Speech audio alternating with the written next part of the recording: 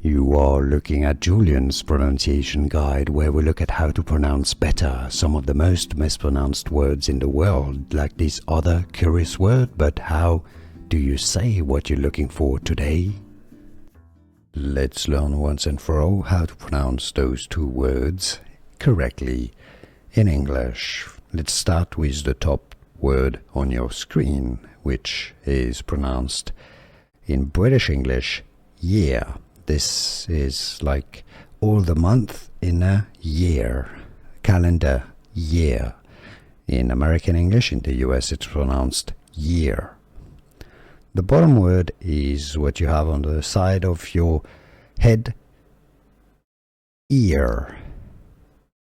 Ear is how you pronounce it. So you have two different sounds, year versus ear.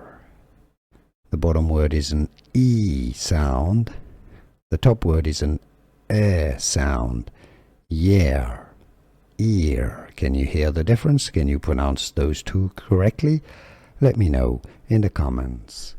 Here are more videos on how to pronounce more confusing words and names too many mispronounced. Like this video if you found it useful. I appreciate your support. I'll see you soon and thanks for watching.